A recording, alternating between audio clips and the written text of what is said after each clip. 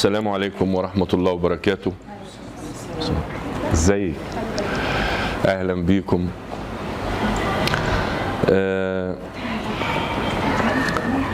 النهارده عايز اتكلم عن كتاب فصوص الحكم للشيخ محي الدين ابن العربي.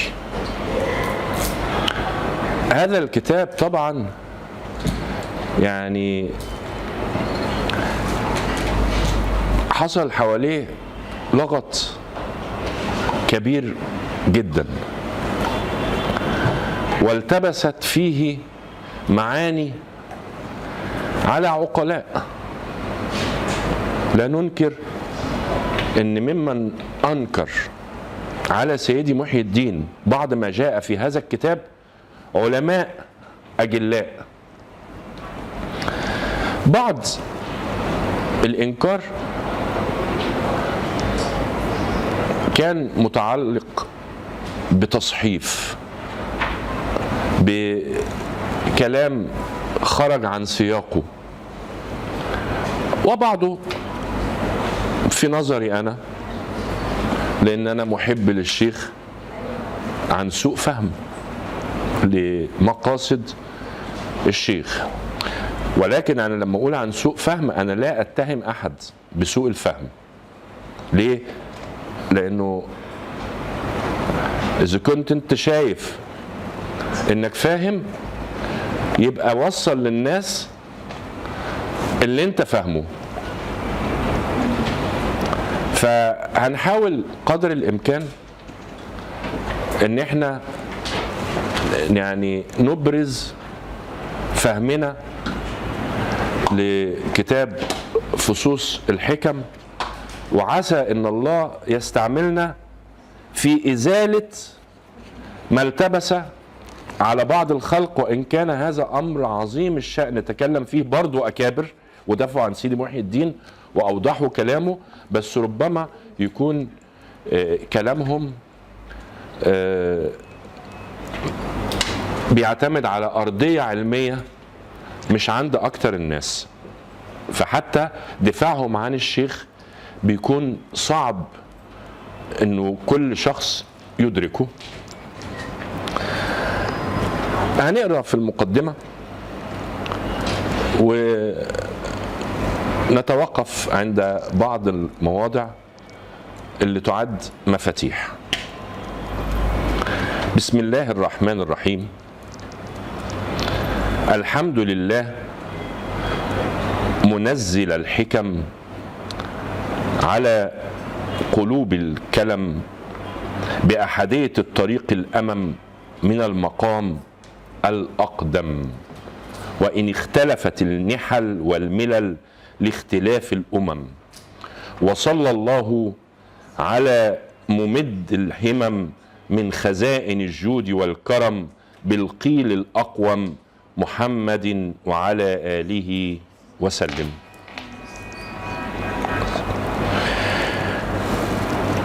الحمد لله منزل الحكم.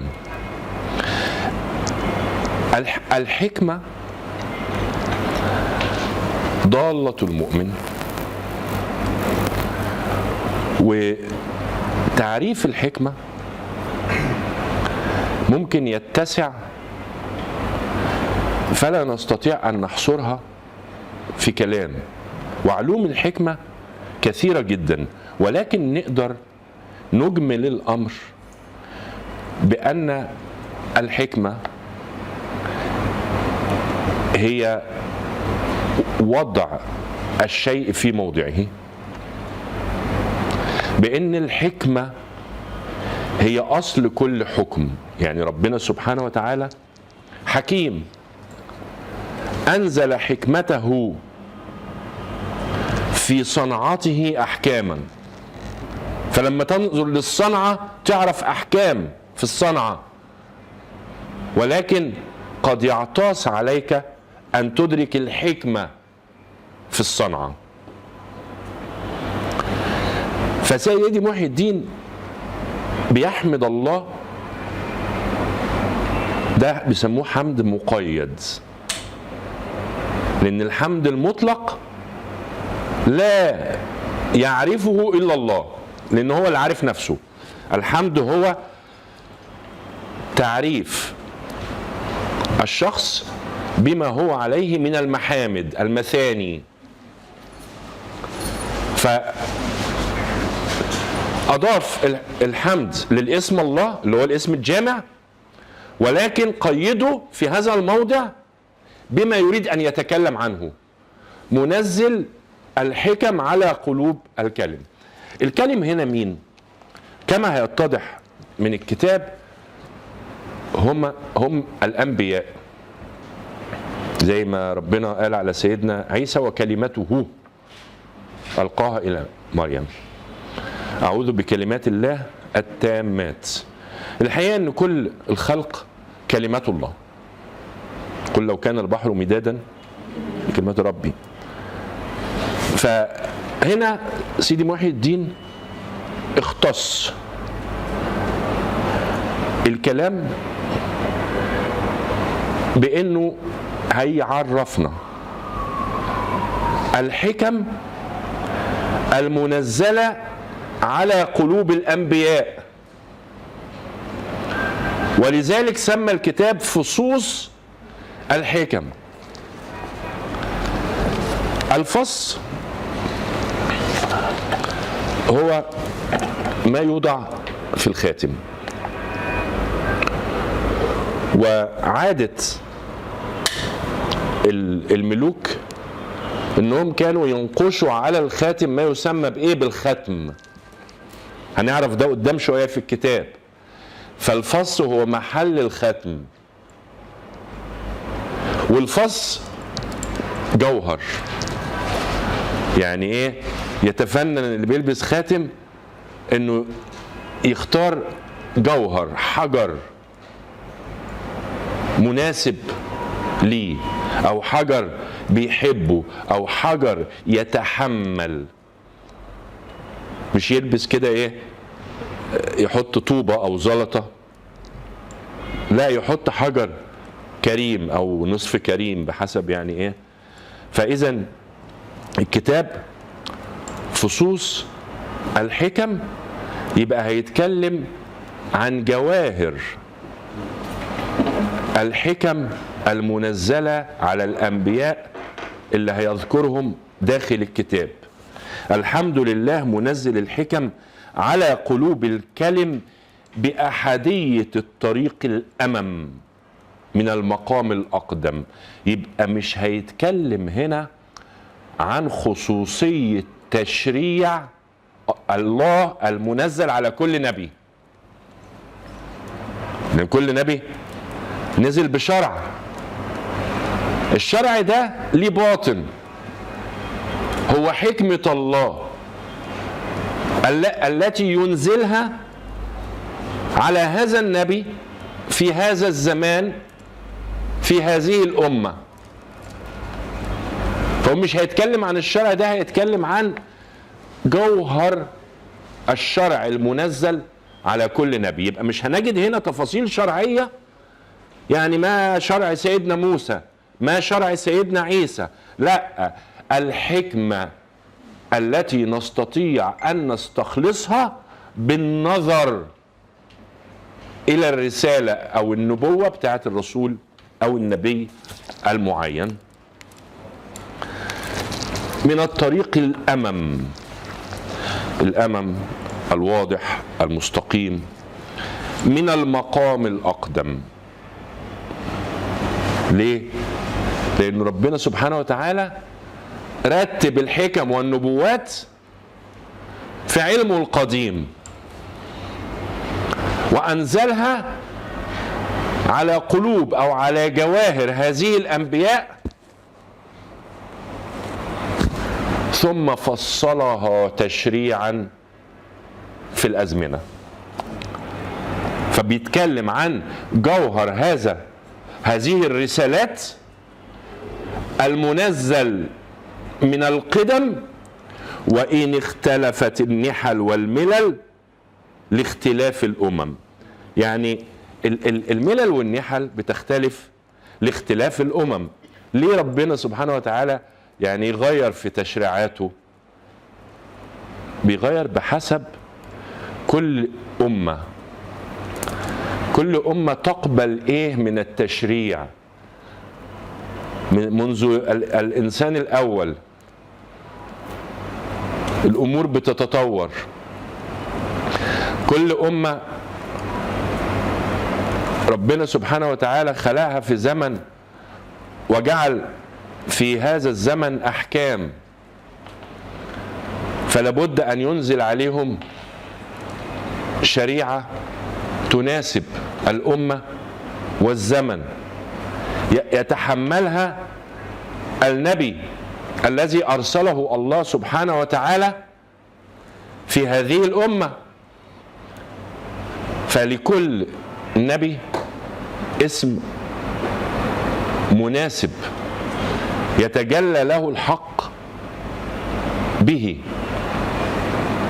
ويكون هو جامع أحكام تشريع هذا النبي إلى هذه الأمة المخصوصة اللي تحت الحكم ده، إلى أن يأتي سيدنا محمد صلى الله عليه وسلم عبد الله، والله هو الاسم الجامع، فيختم به هذا الأمر، أمر النبوة وأمر الرسالة، وتبقى رسالته جامعة لأنها منزلة على مجلى الاسم الأعظم صلى الله عليه وسلم. وصلى الله على ممد الهمم من خزائن الجود والكرم بالقيل الأقوم سيدنا محمد وعلى آله وسلم. وهنا فائدة عظيمة جدا، من أراد أن تعلو همته فليقرأ حديث النبي وليصلي عليه، لأنه صلى الله عليه وسلم يمد الهمم بكلماته.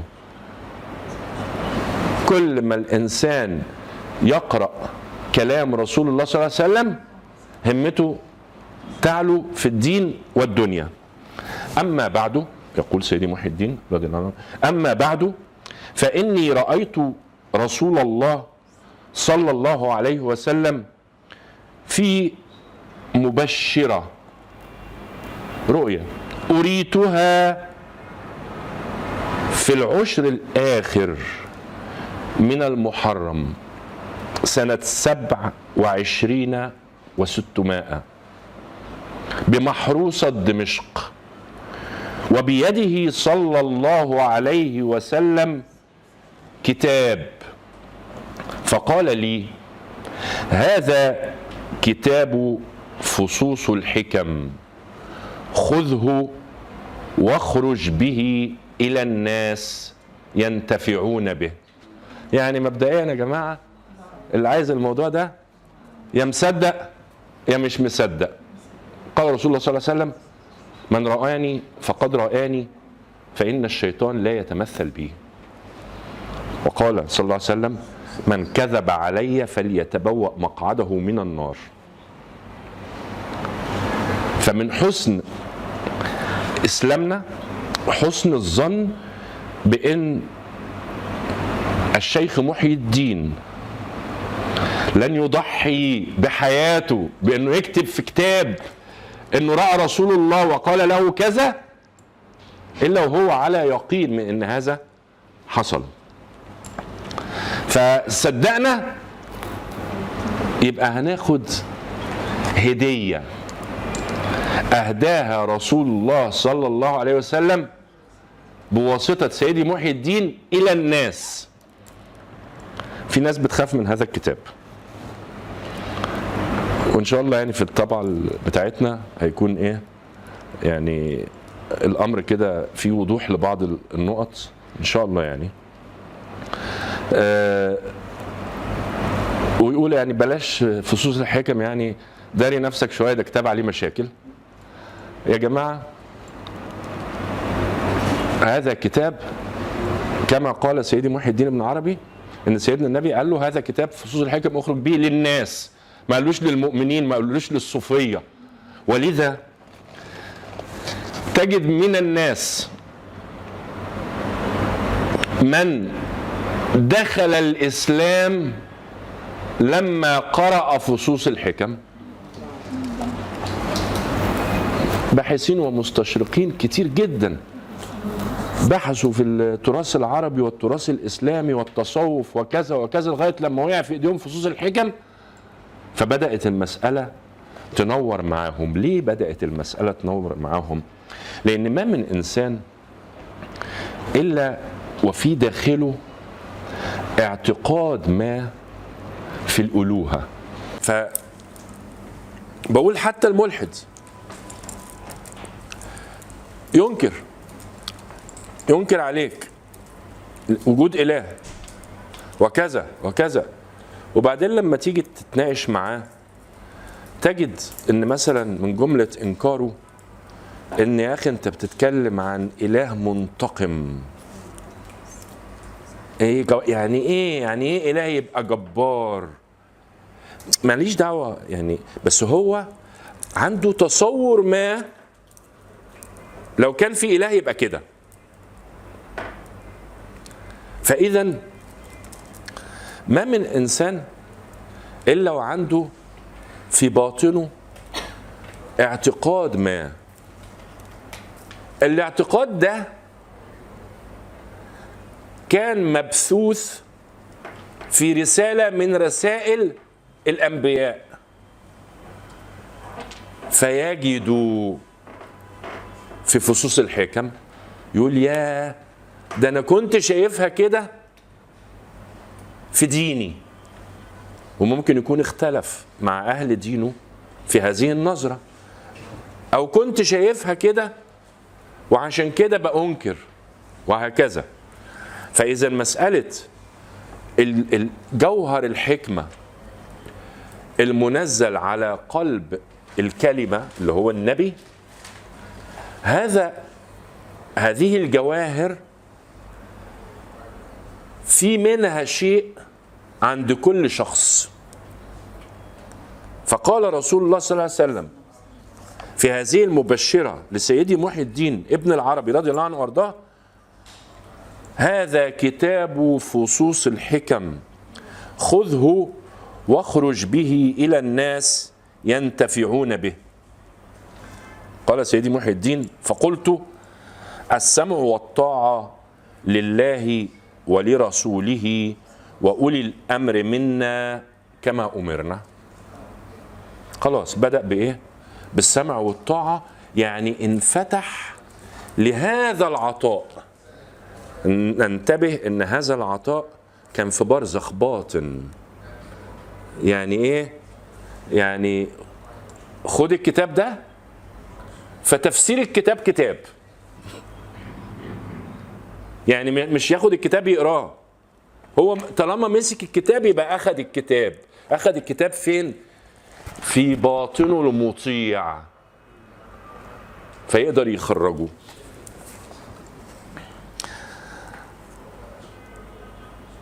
فحققت الأمنية، الحلم اللي حلم بيه أخذوا إلى محل التحقيق. وأخلصت النية، جنب جميع الشوائب اللي ممكن يبقى في هذا العمل. وجردت القصد، أي حاجة أنا بفكر فيها مش هي دي اللي أنا عايز أكتبها، أنا عايز أكتب اللي خدته. وجردت القصد والهمة إلى إبراز هذا الكتاب كما حده لي رسول الله صلى الله عليه وسلم من غير زيادة ولا نقصان، يعني كما وقع في قلبه تماما، ما يتدخلش بفكره فيه.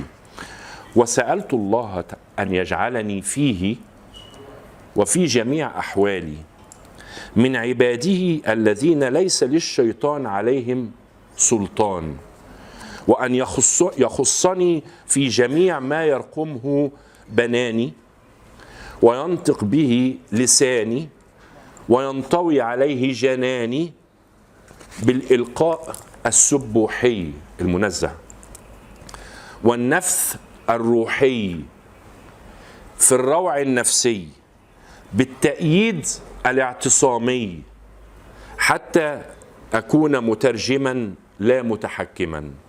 ترجم بس، ليتحقق من يقف عليه على هذا الكتاب من أهل الله أصحاب القلوب أنه من مقام التقديس المنزه عن الأغراض النفسية التي يدخلها التلبيس. يعني كتاب التقديس هو الطهارة من النقائص. وأرجو أن يكون الحق تعالى لما سمع دعائي قد أجاب ندائي. قال له يا رب اعصمني من أني أدخل بنفسي أو يلبس علي الشيطان في هذا الكتاب شيء، والله مجيب. فما ألقي إليكم يعني إلا ما يلقى إلي، ولا أنزل في هذا المسطور إلا ما ينزل به علي، ولست بنبي ولا رسول. يعني رسول الإلهام لما يجي ما هوش الوحي، ولكني وارث ولآخرتي حارث. أنت بتحرث في الأرض عشان الثمرة بتاعتك في الآخرة. فمن الله فاسمعوا، انسوني بقى، فمن الله فاسمعوا وإلى الله فارجعوا. ردوا الأمر إلى كتاب الله هتجدوه غير مخالف. فإذا ما سمعتم ما أتيت به فعوا، ثم بالفهم فصلوا مجمل القول واجمعوا. اقعدوا بقى ايه الكلام ده يعني حكم يعني مجملة. اقعدوا بقى انتوا بفهمكم، افهموا قصدي، افهموا كلامي، فصلوه، ثم منوا به على طالبيه، لا تمنعوا. هذه الرحمة التي وسعتكم فوسعوا. يعني يقول الله سبحانه وتعالى في حق رسول الله صلى الله عليه وسلم: وما أرسلناك إلا رحمة للعالمين. فمن صور الرحمة أن يرى المؤمن رسول الله صلى الله عليه وسلم ويتلقى منه. فبيقول ربنا أفاض علي رحمة بأن أراني رسول الله صلى الله عليه وسلم وأعطاني هذا الكتاب بما يحويه، وأمرني بتوصيله إليكم، فوسعتكم هذه الرحمة فوسعوا ولا تمنعوها عن الناس. ومن الله أرجو أن أكون ممن أيد فتأيد وأيد، وقيد بالشرع المحمدي المطهر فتقيد وقيد، وحشرنا في زمرته كما جعلنا من أمته. فأول ما ألقاه المالك سبحانه وتعالى على العبد من ذلك فص حكمة إلهية في كلمة آدمية.